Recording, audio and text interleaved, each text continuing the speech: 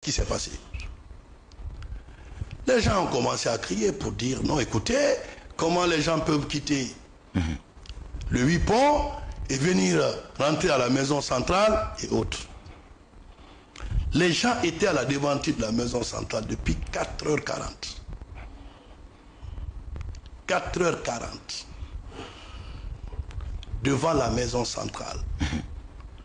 Une zone où, quand un véhicule passe, vous avez des barbelés de sécurité pour percer même les pneus pour ne pas que ça passe. Depuis 4 heures, 4 heures, 5 heures, ils sont arrêtés là. Ils ne sont pas venus avec des véhicules. Pas du tout. Ça c'est une autre version. Ça, vous devrez savoir jusqu'où je suis, jusqu'où, en tant que premier responsable de ce département, ça peut nous amener jusqu'où. Ils ne sont pas venus avec des véhicules. Ils ne sont pas venus avec des véhicules. Très bien, c'est ce qu'on veut entendre. On commence à se comprendre. Ils ne sont pas venus avec des véhicules. Ils sont venus. Ils ont trouvé un véhicule de la police. À la devanture. À la devanture de la police.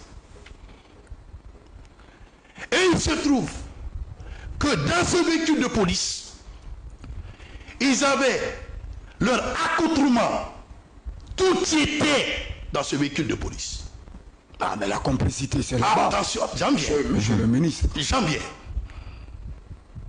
Alors, vous venez. Tout y était préparé. L'agent qui est auprès du véhicule, dans un premier temps, il est assis ici, les gens viennent. Il fait semblant qu'il a été mis aux arrêts. Alors que toute la scène qui s'est passée, c'est qu'il était là avec les gens, il discutait comment ça doit se faire. Le véhicule qu'ils ont saisi, qui détenait la clé, parce que pour que vous puissiez utiliser un véhicule pour l'opération, il faut vous assurer qu'il y a le carburant. Il faut vous assurer que le véhicule est opérationnel. Tout y était. Ils sont venus, puisqu'ils étaient auprès du véhicule de la police, ceux qui passaient pouvaient penser que c'est la police qui était là. Parce qu'ils avaient déjà porté leur uniforme. Qui pouvait penser que ceux qui étaient là, ils étaient là pour faire sortir ces détenus. Qui pouvait le savoir? Parce que non seulement ils étaient dans le véhicule qui était là-bas, c'est le véhicule qui a l'habitude d'être stationné là-bas. Donc ils viennent, ils sont dans ce véhicule, ils font tout dans ce véhicule, ils s'habillent tout tient là-bas. La question que je me suis posée. Très bien. Ces véhicules-là où ils se sont habillés, tout. En quoi ils savaient que ce véhicule-là pouvait être à cette position? Pourquoi c'est là-bas? Ils ont pris des armes s'habiller. Deuxième grande question. Jusque-là, je ne parle pas des gardes pénitentiaires d'abord. Parce que le niveau de sécurité, ça a des niveaux. Les gardes pénitentiaires sont à l'intérieur. Évidemment. Ils ne sont pas à l'extérieur. Évidemment, oui. Nous sommes d'accord. Jusque-là, on est d'accord, oui. Jusque-là, je ne parle pas des gardes pénitentiaires. Il est père. S'il vous plaît. Je ne parle pas des gardes pénitentiaires. Je suis d'accord avec vous, monsieur. D'accord.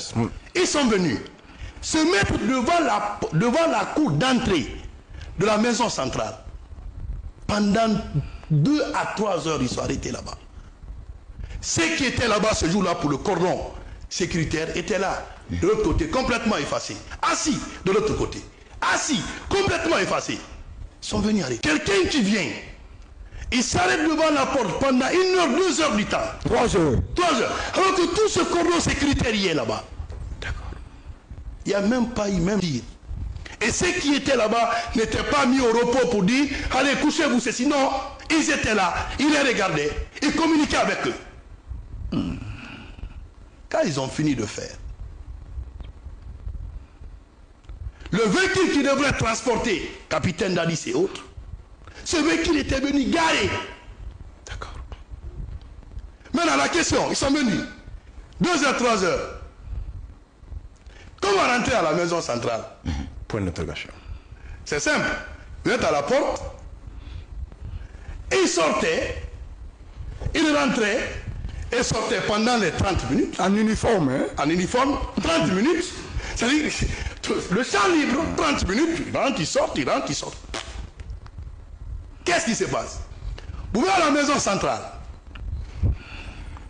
Vous avez une porte blindée.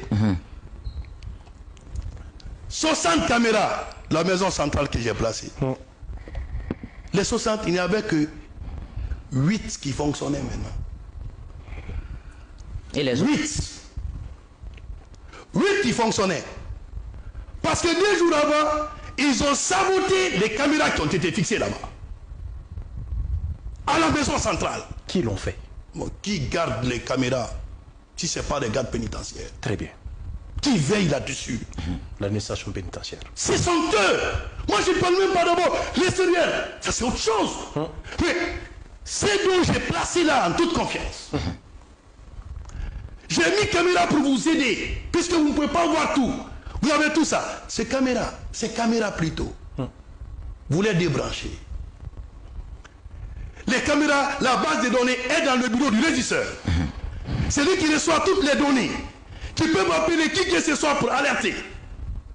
Et tu étais où? Pourquoi ces caméras-là étaient complètement désactivées? Ces gens sont venus s'arrêter 2 heures du temps devant la maison centrale. Vous n'avez pas vu? Et de grâce, laissons tout ça. La porte est blindée.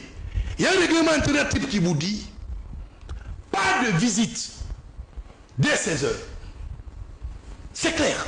Pour les questions Dès 16 heures. Dès 16 heures, pas de visite.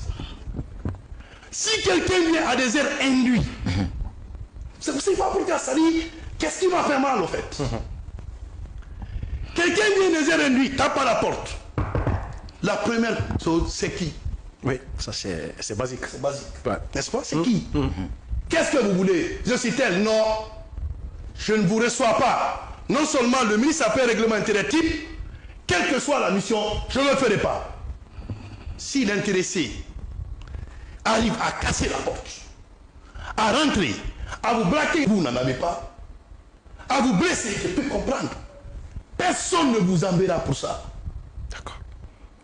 Pour moi, personne ne doit vous accuser de ça. Parce que l'on ne peut pas résister face à une force dont on n'a pas la capacité. Vous êtes d'accord avec moi? Jusque-là. On est d'accord. Mais on tape à la porte. Vous l'ouvrez. Personne n'est blessé. On vient, on embarque les gens librement. Ce qui est marrant dans tout ça, c'est quand les gens là ont pris la direction, ils ont quitté. Ils ont fait embarquer les capitaines, ils sont partis. Ceux qui étaient dehors à l'intérieur sont venus encore s'arrêter. Qu'est-ce qu'il faut? Il faut justifier qu'on a été attaqué. En pareille circonstance. Ni les gardes pénitentiaires, ni ceux qui étaient dehors. Personne ne peut me justifier aujourd'hui. Et je le dis, qu'il n'y a pas eu de faille, il n'y a pas eu de complicité. D'accord. On est d'accord. C'est ça. Quand je viens, avec ça, je me dis en tant que père de famille, quand ça ne va pas dans ta maison, tu tapes le poing sous la table pour dire, ça je ne l'apprécie pas. Ni de complicité. Ça c'est vous dire, ça je n'apprécie pas. Vouloir le dire dans quelque forme de colère que ce soit, personne, je le dis encore au sein de l'opinion, je n'ai besoin de l'avis de personne. Parce que pour l'instant, je suis le premier responsable de ce débat. Alors,